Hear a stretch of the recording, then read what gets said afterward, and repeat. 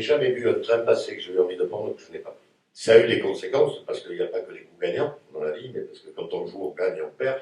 Mais le fait d'oser, c'est le fait de jouer, c'est de prendre un chemin qui n'est pas forcément le chemin de tout le monde. Ça m'a amené à des bonheurs et surtout à des rencontres. Si on sait que quand on est tombé, on peut se relever, il y a de jolies phrases là-dessus de Nelson Mandela, dont j'ai préfacé mon livre, qui dit l'essentiel n'est pas de jamais tomber, mais de toujours se relever. Je trouve que la vie, c'est une vague de surf. Normalement, il y a la bonne, celle qui creuse bien, qui monte bien, et là, quand vous êtes dessus, faites des figures, faites-vous plaisir, allez au bout de votre histoire, allez au bout de vos rêves, parce qu'à un moment, la vague, forcément, elle s'écrase. Et quand elle s'écrase, il faut recommencer à ramer. Mais je crois que la vie, c'est un peu comme ça. En fait, j'aime pas laisser s'installer des situations qui vont pourrir. Je fais ça dans mon entreprise, j'ai dit à mes salariés, mais dites ce qui ne va pas, parce que on a chacun notre vision et notre prisme et nos priorités. À un moment, quand on a quelque chose qui ne va pas, je crois qu'il ne faut pas le garder et pas ressasser. Je réfléchis très souvent, non pas en termes de ce que je veux, mais je réfléchis toujours en disant qu'est-ce que je ne veux pas.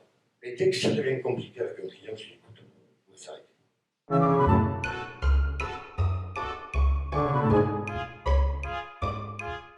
Mandela, il dit je n'ai jamais perdu, j'ai appris. J'ai appris et j'ai gagné. C'est-à-dire quand il perdait, il considérait qu'il apprenait.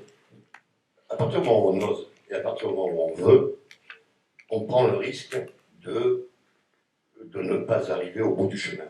Mais moi, vraiment, ce qui m'a toujours le plus plu dans ma vie, c'est le chemin. Dans le moment que je vis, je suis totalement dedans. Quand on projette des situations qu'on va vivre, on arrive conditionné à vivre une chose particulière, et si ça ne se passe pas, au lieu de mettre l'acuité à vivre ce moment, on met toute notre acuité, notre intelligence à essayer de rectifier le delta qui est entre l'imaginaire et la réalité, ce qui fait qu'on n'est plus dans l'instant. Après, c'est la représentation ou l'idée que l'on se fait de ce que l'on doit être. Ah, il y a un sujet que je veux aborder, parce que moi, la mondialisation ne me fait pas peur. Par contre, il y a une chose que j'exècre et qui me fait une peur bleue, c'est l'uniformisation. On vous explique que si vous êtes cadre supérieur, vous avez le Brécolco, le Labrador, si ce n'est pas votre vie, mais faites pas ça. Vivez le contraire, vivez des trucs fous. Contre, ce qui m'a marqué dans le cinéma, c'est que quel que soit le niveau d'intervention des gens, quand vous leur dites qu'est-ce que tu fais, je fais un film. Et ça m'a rappelé une anecdote que j'aime beaucoup, qui sont trois tailleurs de pierre qui taillent une pierre, ils sont assis tous les trois avec la même pierre, le même marteau, les mêmes trucs. Le premier, on lui dit qu'est-ce que tu fais, il dit moi je travaille. Le deuxième, on lui dit qu'est-ce que tu fais, il dit moi je taille une pierre. Et le troisième, on lui dit qu'est-ce que tu fais, il dit moi je bâtis une cathédrale. Et c'est vrai que c'est trois personnes qui font la même chose. Je suis sûr qu'il y en a un qui est très heureux parce qu'il est dans une projection de ce qu'il fait, qui va bien au-delà de l'action de ce qu'il fait, et qu'il y en a un, celui qui fait que travailler, il va être très malheureux parce que j'ai pas de stress. Je pense que c'est génétique, je pense que ma mère était comme ça, et depuis que je suis tout petit, mais vraiment depuis que j'ai 5 ans, elle me dit tout ce que tu vois, c'est à toi, le monde t'appartient. Depuis que je suis tout petit, je pars sur la plage, sauf que tout le village me connaît, mais moi je ne sais pas que tous les gens me voient et me surveillent. J'ai l'impression que je suis parti à l'aventure, alors que je n'avais aucun risque. Mais moi je croyais que j'en prenais, parce que j'étais loin de chez moi.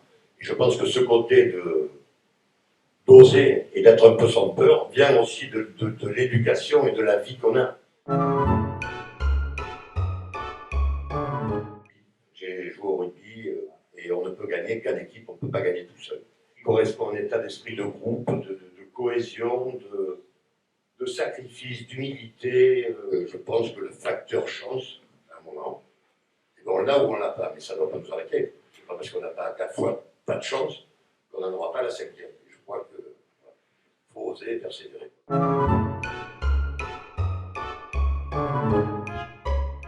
Il y a un moment où on ne peut pas concilier l'inconciliable, et que si on ne peut pas concilier l'inconciliable, chacun reprend sa route, et rien n'est définitif. Les choses éternelles n'existent pas. J'étais vice-président de la Chambre de commerce de Bordeaux pendant 6 ans. Je m'occupais des entreprises et de l'économie, parce que ça a toujours été mon dada. Et là, pour le coup, à un moment, je n'étais plus en phase. Donc j'ai arrêté. Si les gens de système ne veulent pas changer, il est très difficile de changer le système.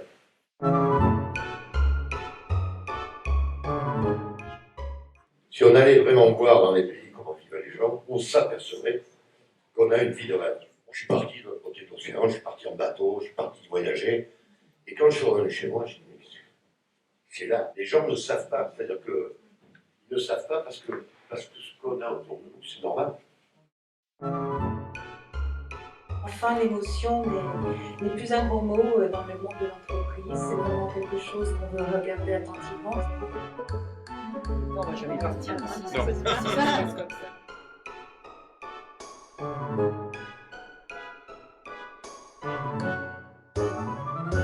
Et donnez-vous du plaisir. Voilà, surtout donnez-vous du plaisir.